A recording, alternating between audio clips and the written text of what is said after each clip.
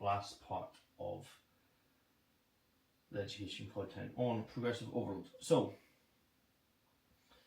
when I spoke last, it was about solving a potential issue if your trainer has stalled.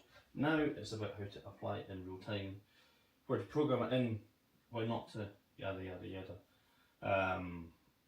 Probably the biggest, I feel, issue people run into when it comes to progressive overload is, again, they think too in the box, and they aren't willing to like just take that step out and see how easy it is to progress. So, in real time. So the biggest thing is kind of understanding your own recovery capabilities. So like, if you're doing legs and you get absolutely mashed, proper ruined, adding in things like intensifiers, intensity techniques, isn't going to be overly smart because you're just digging a hole you can't get off. When it comes to recovery, it's like digging a big trench. You always want to just get out a little bit. You want to dig right at the point you can't get out, and then you get out. So again, like I'm saying, if normal single basic straight sets of legs buries you, you don't need to be doing rest pause sets, drop sets, all of that, unless you get your recovery better, but that's a different thing. Whereas if you feel whenever you're coming away from like a chest session, your chest is never overly sore, that's where I would be like, right, what you're doing. If you're simply just doing like reps, sets, and load to increase and progress your training, this isn't going to be enough, and that's when you, where's my green pen? That's when you would start to add in other things like intensity, techniques, time of retention, all that jazz.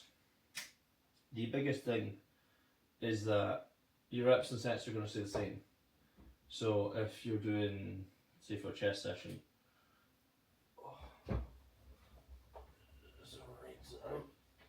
I'll just write out what I do. Again, keeps it simple. So, incline, long press,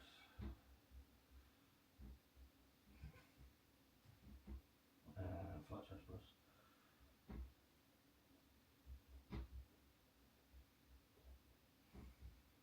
Back, another chest press.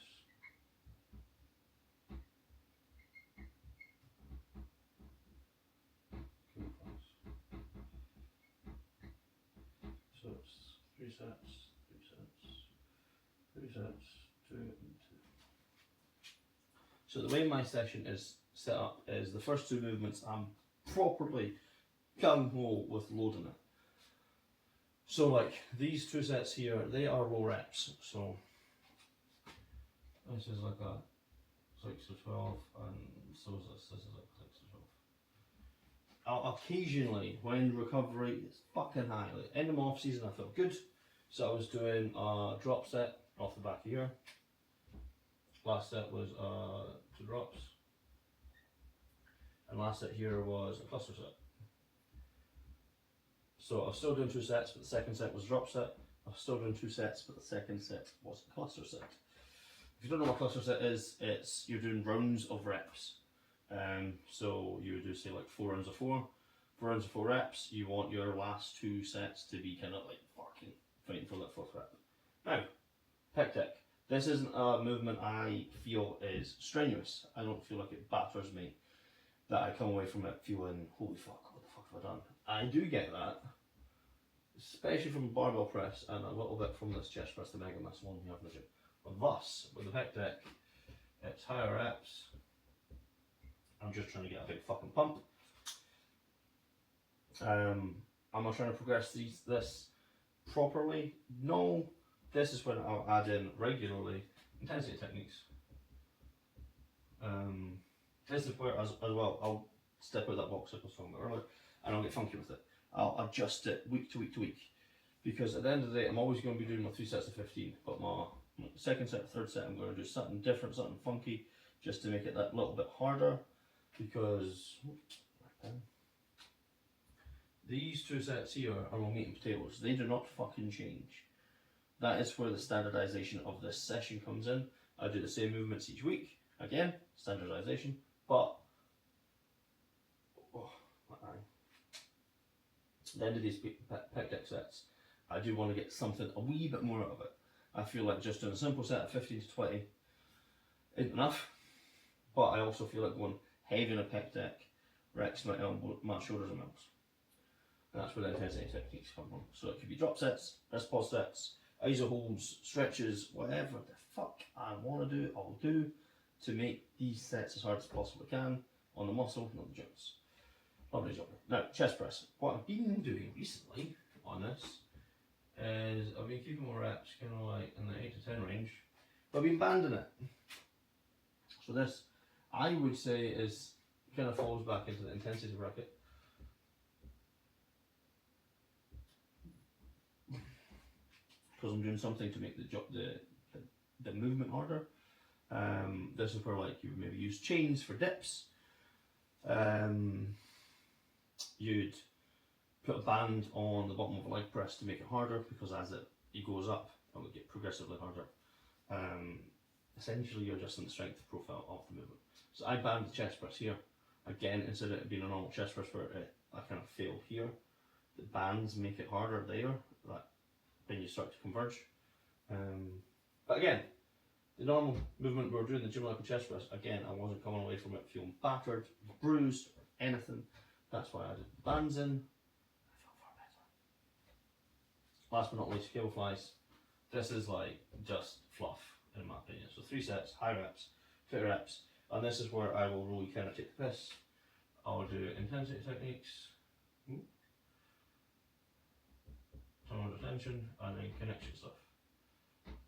I know earlier I said that if something connected to something well, I won't think about the mind muscle connection, but for the end of it, fuck it, I'm always tinkering with different positions. So like the other day, we were coming up really high, so I was getting more of a connection at the top of my pec, and then we finished going really low and getting more of a connection in the middle of the pec here.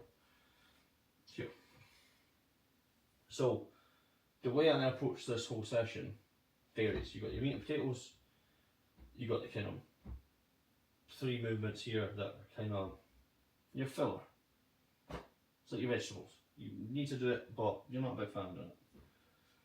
This will all change. So like if my recovery is utterly shit, like proper like crap deload, I'm not doing any of that. Fucking none of it. I'm just keeping it basic straight sets, because that's all I will need. If recovery is high and decent, I will look at increasing a set here or there. So I was doing 3 sets back in the off season, and then I was making this a superset of push-ups.